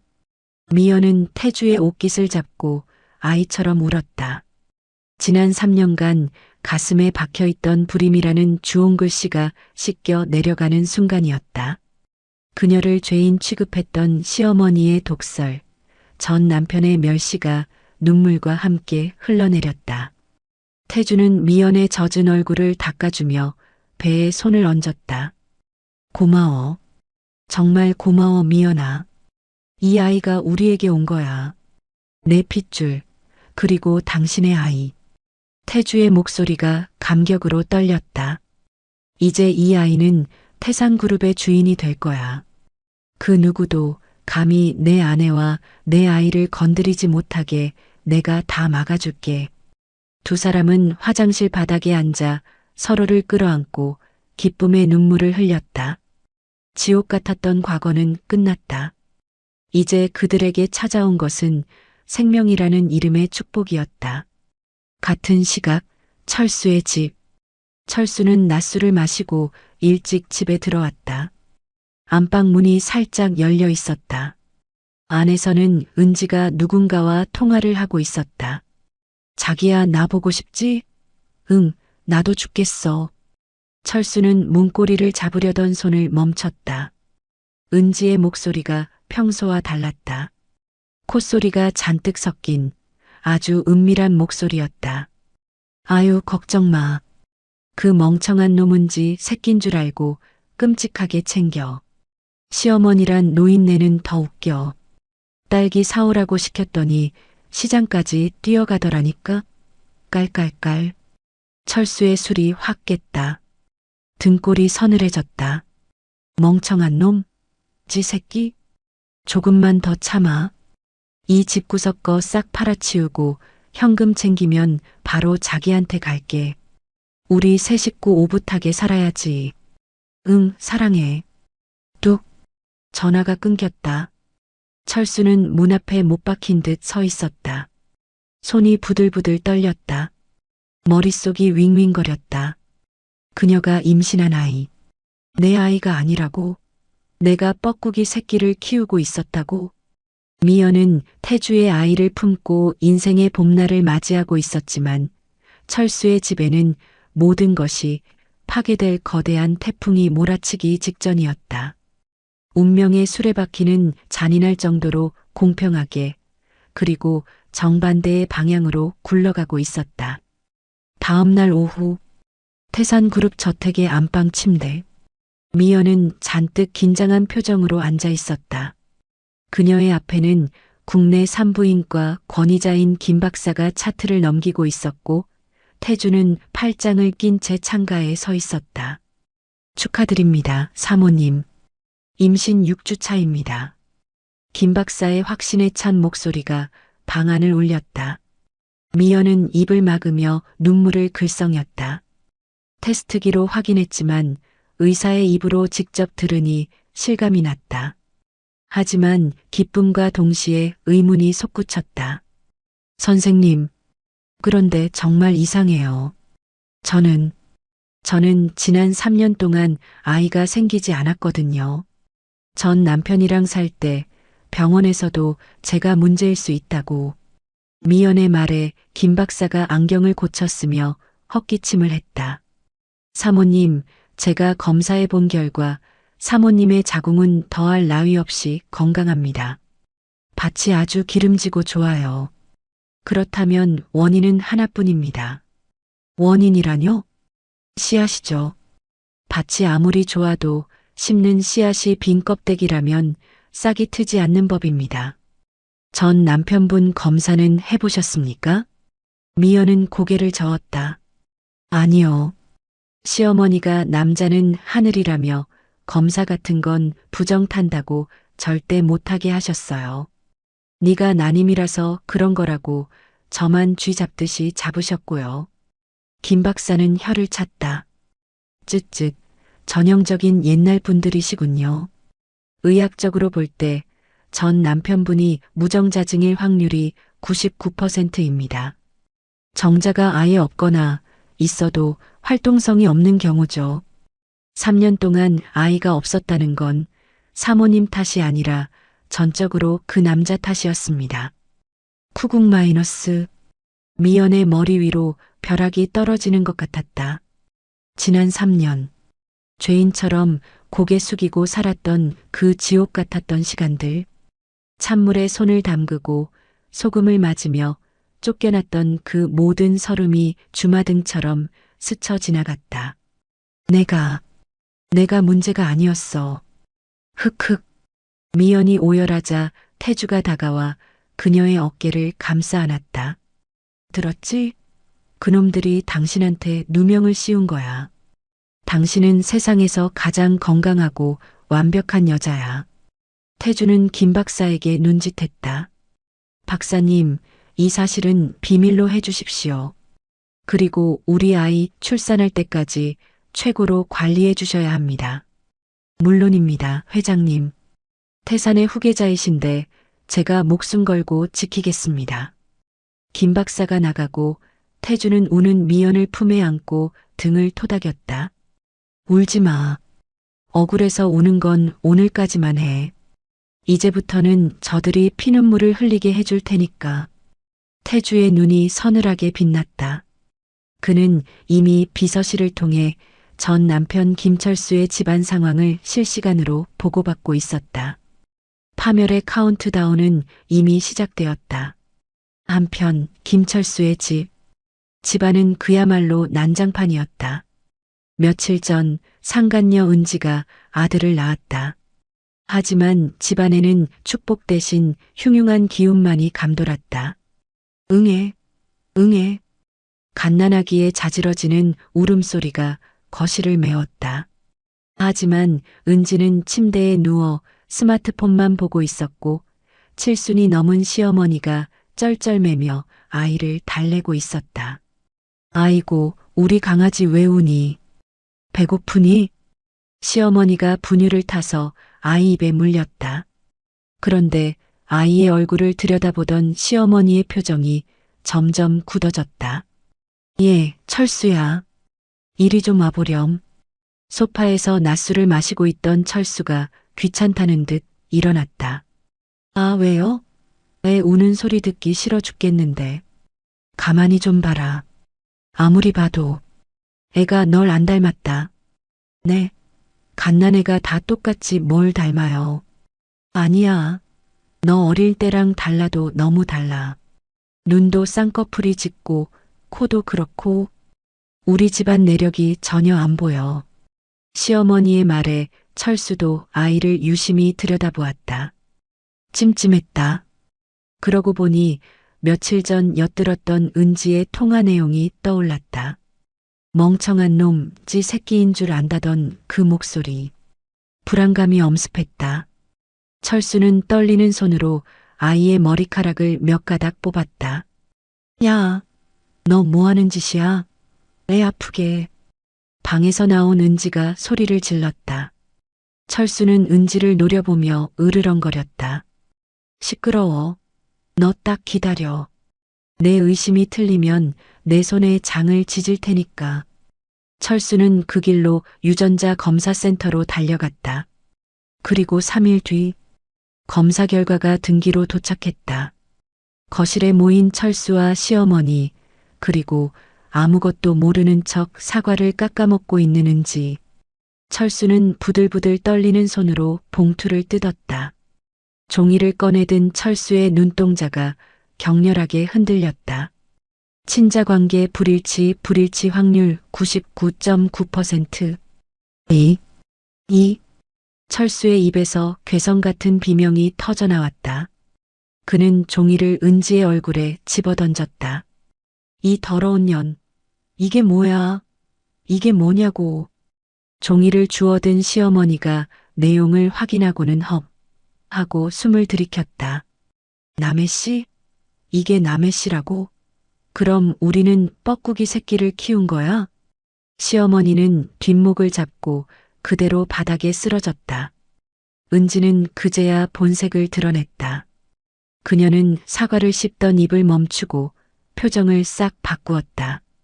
당황하는 기색조차 없었다. 오히려 비웃음이 가득했다. 아유, 들켰네. 좀 더 우려먹으려고 했는데 생각보다 빠르네. 뭐, 너 지금 뭐라고 했어? 철수가 멱살을 잡으려 하자 은지가 철수의 손을 탁 쳐냈다. 손대지 마, 이 병신아. 야, 김철수. 너 아직도 모르겠니? 내 전 마누라가 왜 3년 동안 애가 없었는지 알아? 그 언니가 난임이 아니라 네가 씨 없는 수박이라서 그런 거야. 뭐? 병원 가서 검사나 해봐. 무정자증. 내 놈께 불량품이라고. 나도 너랑 자서 애 가지려고 별짓 다 해봤는데 안 생기더라. 그래서 다른 남자애 임신해서 온 거야. 호구 하나 잡아서 팔자 고쳐보려고. 철수는 망치로 머리를 얻어맞은 것 같았다. 다리에 힘이 풀려 주저앉았다. 내가 고자라고? 미연이가 문제가 아니라 내가 문제였다고? 아이고, 내 팔자야. 쓰러져 있던 시어머니가 바닥을 치며 통곡했다. 내가 미쳤지. 그 착한 며느리를. 복덩어리 미연이를 내쫓고 이런 독사를 집안에 들이다니. 내가 눈이 삐었지. 은지는 코웃음을 치며 안방으로 들어갔다. 잠시 후 그녀는 커다란 여행 가방을 끌고 나왔다. 가방 안에는 시어머니가 아끼던 폐물과 철수가 대출받아 사준 명품 가방들이 가득 들어 있었다. 어디가? 내 돈 내놔. 그게 다 얼만데? 철수가 매달리자 은지는 하이힐 신은 발로 철수의 정강이를 걷어찼다. 이거라도 챙겨야 위자료지. 나간다. 빚더미에 앉은 집구석. 잘 먹고 잘 살아봐라. 아, 애는 두고 갈게. 내 놈이 키우든 고아원에 버리든 알아서 해. 은지는 현관문을 쾅 닫고 사라졌다. 집안에는 낯선 남자의 핏줄인 갓난아기의 울음소리와 시어머니와 철수의 통곡 소리만이 남았다. 가구마다 붙은 빨간 압류 딱지가 그들의 몰락을 증명하고 있었다. 집은 곧 경매로 넘어갈 것이고 그들은 길거리로 나앉게 될 운명이었다. 미연을 내쫓을 때 뿌렸던 소금보다 더 짠 눈물이 그들의 얼굴을 뒤덮었다. 그 시각 태산그룹 저택. 태주는 비서에게서 철수의 집안이 풍비박산 났다는 보고를 받았다. 그는 만족스러운 미소를 지으며 와인 잔을 들었다. 자멸했군. 예상보다 빨라. 태주는 드레스룸에 있는 미연에게 다가갔다. 미연은 태주가 선물해준 인부복을 입어보고 있었다. 배가 살짝 나온 그녀의 모습은 그 어느 때보다 편안하고 아름다워 보였다. 여보, 이 옷 어때요? 너무 화려하지 않아요? 아니, 완벽해. 당신한테 딱이야. 태주는 미연의 뒤에서 그녀를 안았다. 거울 속에 비친 두 사람의 모습은 완벽한 부부였다. 미연아. 네. 전 남편 집 망했어. 상간녀는 도망갔고 집은 경매로 넘어간대. 미연의 눈이 커졌다. 3년을 함께 살았던 사람의 몰락. 통쾌함과 함께 묘한 감정이 스쳐 지나갔다. 하지만 동정심은 들지 않았다. 그들은 그럴 만한 짓을 했으니까. 잘 됐네요. 인과응보예요. 이제 이막을 준비하자. 그들이 바닥을 길 때 우리는 가장 높은 곳으로 올라가는 거야. 태주는 미연의 손을 잡고 휠체어에서 일어났다. 내일 주주총회야. 내가 두 다리로 걸어서 회장 자리에 앉는 날이지. 그리고 태주의 눈빛이 장난스럽게 빛났다. 당신 전 시어머니 갈 곳 없어서 인력시장 전전한다더라. 내가 우리 백화점에 일자리 하나 마련해뒀어. 아주 특별한 자리로. 네, 백화점이요? 응, 화장실 청소부. 당신이 가장 화려한 모습으로 그 여자를 내려다볼 수 있게. 미연은 태주의 치밀함에 혀를 내둘렀다. 이 남자는 자신의 상처를 치유해 줄 뿐만 아니라 그 상처를 준 사람들에게 확실한 벌을 내리는 심판자였다. 고마워요, 여보. 고마우면 오늘 밤엔 떡볶이 말고 다른 거 먹을까? 태주가 짓궂게 웃으며 미연의 입술에 입을 맞췄다. 미연의 얼굴이 붉어졌다. 창밖에는 보름달이 환하게 떠 있었다. 악인들의 밤은 칠흑같이 어두웠지만 두 사람의 밤은 달빛보다 더 환하게 빛나고 있었다. 진실은 밝혀졌고 복수의 칼날은 이제 가장 날카롭게 벼려졌다. 이제 남은 것은 가장 높은 곳에서 그들을 내려다보는 일뿐이었다. 태산그룹의 운명이 결정되는 주주총의 날이 밝았다. 서울 본사 대강당은 아침부터 북새통을 이뤘다. 수백 명의 주주들과 기자들이 몰려들어 발 디딜 틈조차 없었다. 강당 정면에는 임시 주주총회 신임 회장 선임의 건이라는 현수막이 거대하게 걸려 있었다. 단상 뒤편 대기실. 계모 조 여사는 거울을 보며 붉은 립스틱을 덧바르고 있었다. 그녀의 입가에는 숨길 수 없는 미소가 번졌다. 민재야, 넥타이 똑바로 매라. 오늘이 네가 태산의 주인이 되는 날이야. 이복 동생 민재는 긴장된 손길로 옷매무새를 다듬으며 비릿하게 웃었다. 어머니, 걱정 마세요. 태주 형은 오늘 오지도 못할 겁니다. 어젯밤에 설사약을 탄 죽을 먹였으니 지금쯤 화장실에서 기어 나오지도 못하고 있을걸요? 호호, 그렇고 말고. 그 반쪽짜리가 감히 어딜 넘봐. 오늘부로 태산은 우리 모자 세상이다. 조 여사는 승리의 샴페인이라도 터뜨린 듯 의기양양하게 대기실을 나섰다. 잠시 후 사회자의 안내 멘트와 함께 주주총회가 시작되었다. 단상에 오른 조 여사는 가식적인 슬픈 표정을 지으며 마이크를 잡았다. 존경하는 주주 여러분, 오늘 저는 비통한 심정으로 이 자리에 섰습니다. 제 큰아들 태주가 갑작스러운 건강 악화로 인해 경영 일선에서 물러나겠다는 뜻을 전해왔습니다. 장내가 술렁거렸다. 여기저기서 탄식과 의문의 목소리가 터져나왔다. 아니, 강 부회장 건강이 그렇게 안 좋습니까? 휠체어 신세라더니 이제 아예 거동도 못한답니까? 조 여사는 눈가에 침을 바르며 울먹이는 연기를 계속했다. 네. 흑흑. 제 아들이지만 너무 안타깝습니다. 밤마다 고통에 몸부림치느라 정신까지 온전치 못합니다. 그래서 오늘 제 둘째 아들 강민재를 신임 회장으로 추대하여 이에 있습니다. 그때였다. 닫혀있던 대강당의 뒷문이 쾅 하는 굉음과 함께 활짝 열렸다. 모든 시선이 뒤로 쏠렸다. 역광을 받아 검은 그림자가 길게 드리워졌다. 휠체어가 아니었다. 그것은 두 다리로 당당하게 서 있는 거대한 남자의 실루엣이었다. 누구야? 조 여사의 눈이 휘둥그레졌다. 민재의 얼굴이 하얗게 질렸다. 또각. 구두 굽소리가 강당의 정막을 깨며 울려 퍼졌다. 어둠 속에서 걸어 나온 남자. 말끔한 이탈리아산 맞춤 정장을 입고 머리를 단정하게 넘긴 강태주였다. 그의 옆에는 세상에서 가장 우아한 인부복을 입은 미연이 그의 팔짱을 끼고 걷고 있었다. 강태주? 어머, 걸어. 강 부회장이 걷는 거야? 주주들이 자리에서 벌떡 일어났다. 기자들의 카메라 플래시가 미친 듯이 터졌다. 번쩍, 번쩍. 태주는 쏟아지는 플래시 세례를 받으며 런웨이를 걷는 모델처럼 성큼성큼 단상을 향해 걸어갔다.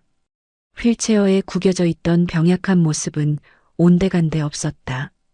그는 사자처럼 위풍당당했다. 형, 형. 단상 아래에 서 있던 민재가 뒷걸음질 쳤다. 어떻게, 형이 어떻게 걸어? 평생 걷지도 못한다며. 휠체어 신세였잖아. 태주는 대답 대신 민재의 어깨를 툭 쳤다. 억소리가 날 정도로 강한 힘이었다. 민재는 그대로 바닥에 엉덩방아를 찧었다. 비켜라. 내 자리다. 태주는 단상 위로 올라갔다. 조 여사는 마이크를 잡은 채 얼음처럼 굳어 있었다. 귀신이라도 본 표정이었다. 어떻게, 네가. 태주는 조 여사의 손에서 마이크를 거칠게 뺏어들었다. 그리고 쩌렁쩌렁한 목소리로 외쳤다. 안녕하십니까, 주주 여러분. 밤마다 고통에 몸부림치는 강태주입니다. 와하. 객석에서 웃음이 터져나왔다. 하지만 조 여사는 웃을 수 없었다. 태주의 눈이 조 여사를 향해 서늘하게 빛났다. 어머니, 제가 경영에서 물러나겠다고 했다고요? 금시초문인데. 혹시 어젯밤 제주에 탄 그 하얀 가루 때문에 제가 못 올 거라 생각하셨습니까? 무슨 소리야? 가루라니. 조 여사가 발뺌하자 태주는 미연에게 눈짓했다.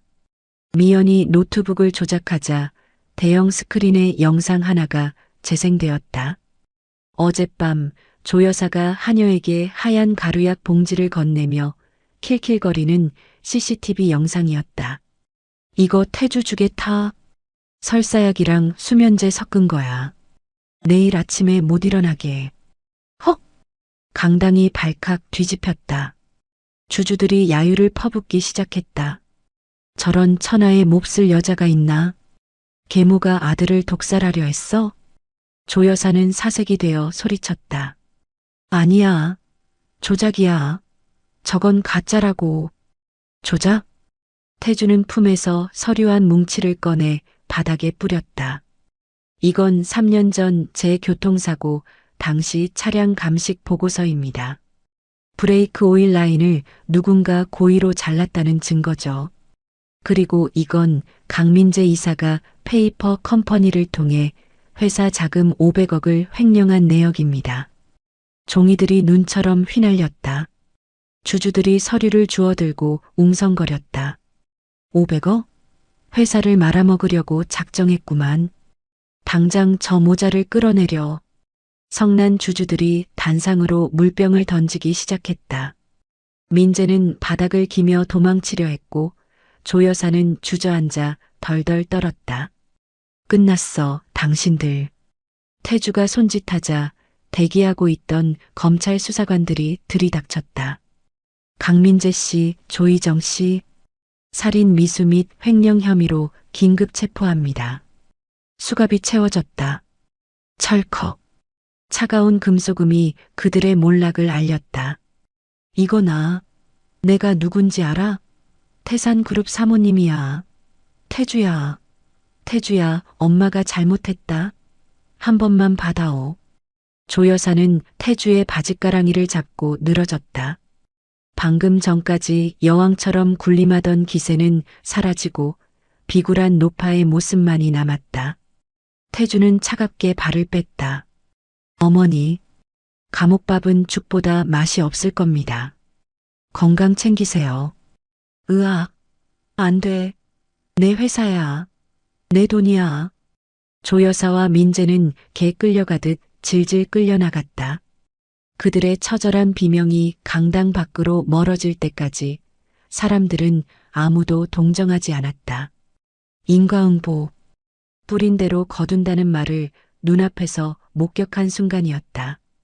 장례가 정리되자 태주는 다시 마이크를 잡았다. 그리고 단상 아래에서 그를 지켜보고 있는 미연을 불렀다. 그리고 오늘 여러분께 제 아내를 정식으로 소개합니다. 미연이 수줍게 단상 위로 올라왔다. 태주는 미연의 어깨를 감싸 안으며 주주들을 향해 말했다. 제가 지옥 같은 3년을 버티고 이 자리에 설 수 있었던 건 오직 제 아내 한미연 덕분입니다. 모두가 저를 가망 없다고 손가락질할 때 유일하게 저를 믿고 지켜준 사람입니다. 태주의 목소리에 진심이 묻어났다. 그리고 제 아내는 지금 제 아이를 품고 있습니다. 태산의 미래를 이을 소중한 생명입니다. 와! 우레와 같은 박수와 함성이 터져 나왔다. 미연은 감격에 겨워 눈물을 글썽였다. 쫓겨난 이혼녀, 아이 못 낳는 여자라는 꼬리표가 완전히 사라지는 순간이었다. 그녀는 이제 대한민국 재계 서열 1위 태산그룹의 안주인이자 차기 후계자의 어머니였다. 태주는 미연의 귓가에 속삭였다. 고생했어, 여보. 이제 당신 차례야. 네. 큰 쓰레기는 치웠으니 이제 작은 쓰레기들도 치워야지. 당신 전 시댁 식구들 말이야. 미연의 눈이 반짝였다. 철수와 전 시어머니. 그 뻔뻔한 인간들의 얼굴이 떠올랐다. 김 실장. 태주가 비서실장을 불렀다. 그 노인네 취직시켰나? 네, 회장님. 백화점 인력관리팀에서 연락이 왔습니다. 오늘부터 출근했다고 합니다. 보직은 지하 2층 화장실 청소 및 오물 처리 담당입니다. 가장 힘든 구역이죠. 태주의 입가에 사악한 미소가 걸렸다. 좋아. 아주 마음에 들어. 그 시각 태산그룹 백화점 지하 2층. 전 시어머니는 고약한 냄새가 진동하는 화장실에서 쭈그리고 앉아 변기를 닦고 있었다. 아이고, 내 허리야. 내가 칠순이 다 돼서 변기통을 닦다니. 집은 경매로 넘어갔고 아들 철수는 폐인이 되어 방구석에 처박혀 있었다. 당장 입에 풀칠이라도 하려면 이 짓이라도 해야 했다. 야, 거기 아줌마. 똑바로 안 닦아? 냄새나잖아. 젊은 매니저가 지나가며 고함을 질렀다. 전 시어머니는 화들짝 놀라 고개를 조아렸다. 죄송합니다. 깨끗이 닦겠습니다. 쳇, 늙어서 굼뜨기는. 회장님 오신다고 비상인데 분위기 망치지 말고 빨리 해요. 매니저가 툭 차고 간 물통이 엎어지며 더러운 물이 전 시어머니의 바지를 적셨다. 서러움에 눈물이 핑 돌았다. 미연아. 우리 며느리 미연아. 네가 있을 땐 내가 손에 물 한 방울 안 묻혔는데 내가 천벌을 받았나 보다. 후회해도 소용없었다. 그때 백화점 안내방송이 울려 퍼졌다. 알립니다. 잠시 후 강태주 신임 회장님과 사모님의 매장 순시가 있겠습니다. 전 직원들은 정위치에서 대기해 주십시오. 전 시어머니는 걸레를 든 채 멍하니 스피커를 쳐다보았다. 회장님과 사모님? TV에서 보니까 사모님이 임신해서 배가 남산만 하다던데. 팔자도 좋네. 누구는 남이 싼 똥 닦고 있는데. 그녀는 꿈에도 몰랐다. 잠시 후 자신이 마주하게 될 사모님이 자신이 그토록 멸시하고 쫓아냈던 며느리 한미연이라는 사실을. 운명의 시간은 잔인하게 다가오고 있었다. 가장 화려한 곳에 선 며느리와 가장 더러운 곳에 있는 시어머니. 그 극적인 만남이 바로 코앞으로 닥쳐왔다. 딸깍딸깍. 백화점 VIP 라운지로 향하는 복도에 구두 굽소리가 경쾌하게 울려 퍼졌다. 직원들이 양옆으로 길게 도열해 허리를 90도로 숙였다. 어서 오십시오, 회장님, 사모님. 태주는 말끔한 슈트 차림으로 당당하게 걸었고 그 옆에는 만삭의 미연이 우아한 자태를 뽐내며 걷고 있었다. 미연의 목에는 다이아몬드 목걸이가, 손목에는 명품 팔찌가 번쩍였다. 누가 봐도 부러움을 살 만한 재벌가 안주인의 모습이었다. 여보, 저기야. 태주가 턱끝으로 한 곳을 가리켰다. 화장실 앞이었다. 그곳에는 낡은 회색 작업복을 입은 노파 한 명이 쭈그리고 앉아 대걸레를 빨고 있었다. 냄새나는 걸레 짠 물이 노파의 발을 적시고 있었다. 미연은 걸음을 멈췄다. 심장이 쿵쿵 뛰었다. 잊을 수 없는 뒷모습. 3년 동안 자신의 등골을 빼먹고 마지막엔 소금을 뿌려 내쫓았던 전 시어머니였다. 태주가 눈짓하자 경호팀장이 소리쳤다. 거기 청소반장. 회장님 지나가시는데 냄새나게 뭐 하는 거야? 당장 안 치워? 노파가 화들짝 놀라며 허둥지둥 일어났다. 아이고, 죄송합니다. 죽을 죄를 지었습니다.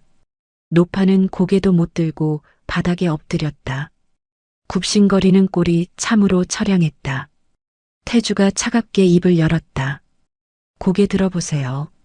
네, 네. 노파가 쭈뼛쭈뼛 고개를 들었다. 그리고 그녀의 눈이 태주 옆에 서 있는 미연에게 꽂혔다. 순간 노파의 눈동자가 지진이라도 난 듯 흔들렸다. 입이 떡 벌어졌다. 미연아? 노파는 자신의 눈을 의심했다. 저 화려하고 고귀해 보이는 여자가 자신이 헌신짝처럼 내다버린 그 며느리라고? 어머니. 미연이 싸늘하게 불렀다. 노파는 대걸레를 툭 떨어뜨렸다. 아니, 네가 여길 어떻게 해? 그러다 노파의 시선이 미연의 배에 머물렀다. 남산만하게 푸른 배.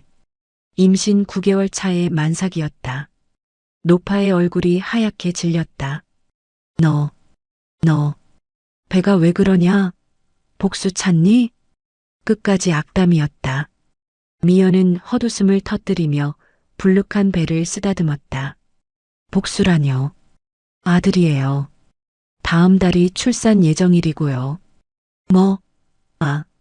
아들? 네가? 네. 의사 선생님이 아주 건강한 우량아래요. 노파는 다리에 힘이 풀려 주저앉았다. 말도 안 돼. 너 불임이라며. 너의 못 낳는 몸이라며. 전 아님 아니었어요. 어머니 아들이 고자였던 거지. 뭐라고? 미연은 한 발짝 다가가 노파를 내려다보았다. 철수 씨 무정자증이래요. 씨 없는 수박이라고요.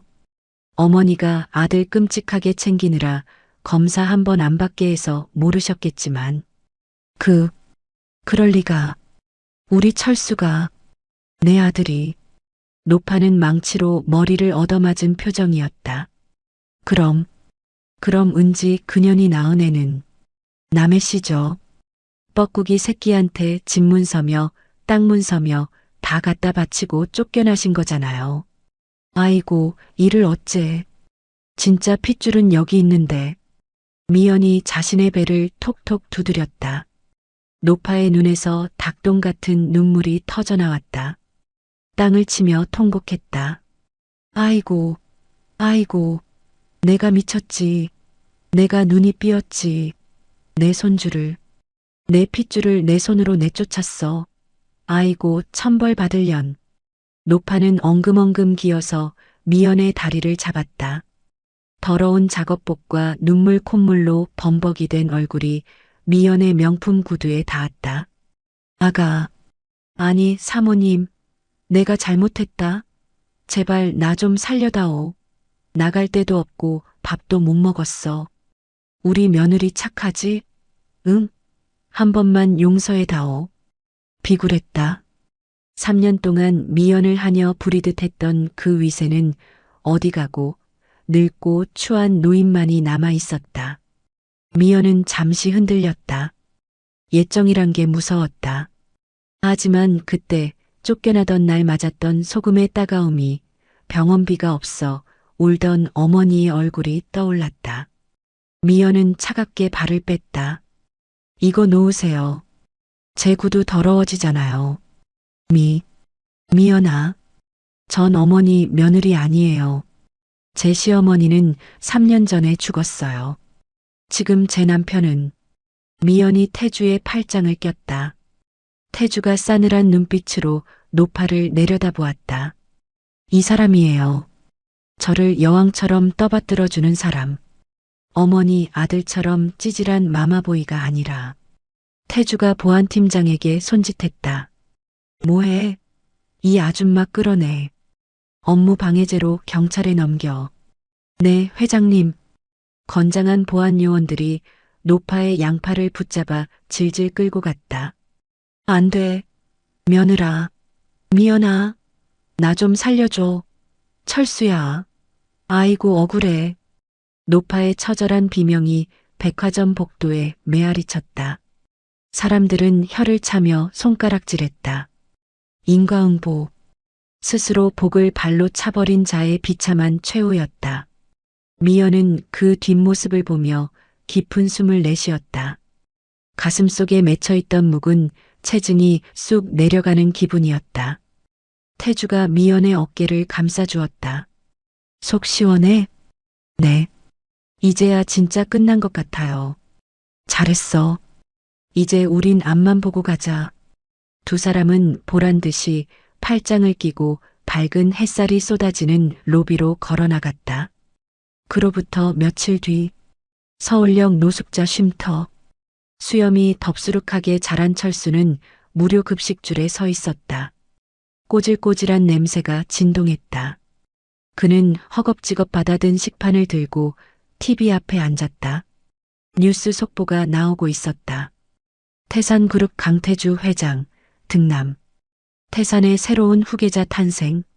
화면에는 갓 태어난 아기를 안고 환하게 웃고 있는 강태주와 그 옆에서 행복해하는 미연의 모습이 비쳤다.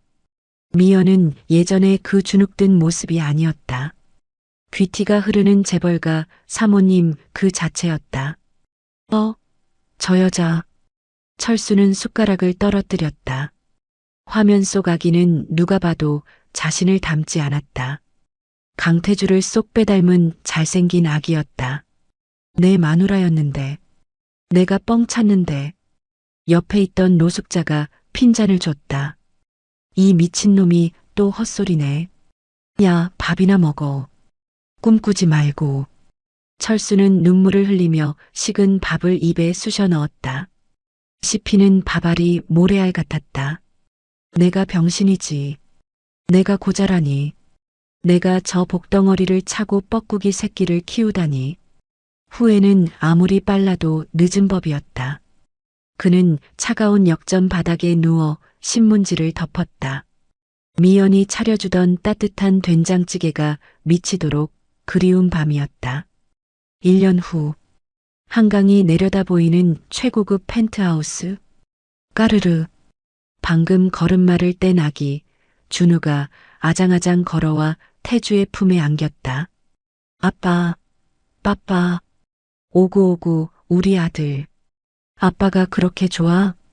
태주는 아들을 번쩍 들어올리며 행복한 웃음을 터뜨렸다. 더 이상 휠체어는 없었다.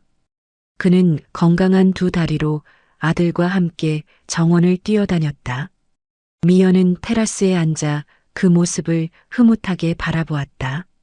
찻잔에서는 향긋한 허브티 향기가 피어올랐다.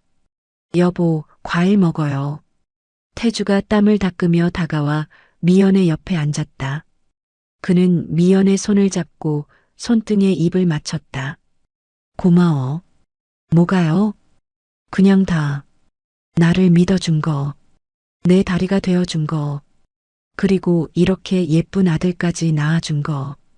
미연은 태주의 어깨에 머리를 기대었다. 제가 더 고맙죠. 지옥에서 저를 꺼내줬잖아요. 당신 아니었으면 전 아직도 제가 죄인인 줄 알고 살았을 거예요. 그렇게 따지면 당신 전 남편한테 고맙다고 해야 하나? 그 멍청한 놈이 당신을 버려준 덕분에 내가 당신을 차지했으니까. 태주의 농담에 미연이 까르르 웃었다. 에이, 그 사람은 벌써 천벌 받았잖아요. 노숙자 돼서 서울역에 있다던데요? 하, 그래. 그럼 떡이라도 좀 보내줄까? 배 아파 죽으라고. 두 사람은 서로를 마주보며 웃음을 터뜨렸다. 따스한 봄바람이 불어왔다. 정원에는 꽃들이 만발했고 아들의 웃음소리가 배경음악처럼 깔렸다. 미연은 하늘을 올려다보았다. 먹구름이 걷히고 맑은 하늘이 드러나 있었다. 인생은 알 수 없는 것이었다. 가장 추운 겨울, 맨발로 쫓겨났던 그 길이 결국은 가장 따뜻한 봄으로 가는 길이었다. 착한 사람은 복을 받고 악한 사람은 벌을 받는다. 그 뻔한 권선징악의 결말이 오늘 미연의 삶에서 완벽하게 완성되었다. 태주가 미연을 안으며 속삭였다. 사랑해, 영원히. 저도요. 여보. 두 사람의 입술이 맞닿았다. 그들 뒤로 붉은 노을이 아름답게 지고 있었다. 고난 끝에 찾아온 꽉 닫힌 해피엔딩이었다. 네, 오늘 사연 어떠셨나요? 억울하게 쫓겨났던 미연 씨가 보란 듯이 최고의 행복을 찾고 남의 눈에 눈물 냈던 전 시댁 식구들이 천벌을 받는 모습에 10년 묵은 체증이 싹 내려가는 기분이었습니다. 인생사 고진감래라고 하지요. 지금 당장은 춥고 시린 겨울 같아도 착한 마음 잃지 않고 묵묵히 살다 보면 반드시 미연 씨처럼 따뜻하고 찬란한 봄날이 찾아올 거라 믿습니다. 세상이 아무리 각박해도 착한 사람은 복을 받고 악한 사람은 벌을 받는다는 그 진리는 변하지 않으니까요. 오늘 이 이야기가 여러분의 답답했던 속을 시원하게 뚫어드리고 또 삶의 작은 위로와 희망이 되었기를 바랍니다. 여러분의 남은 인생도 미연 씨네 가족처럼 매일매일이 꽃길이고 웃을 일만 가득하시기를 진심으로 기원하겠습니다. 늘 건강하시고 행복하세요. 이야기를 끝까지 들어주신 분이 계시다면 잘 들었다고 댓글 하나만 남겨주세요. 감사합니다.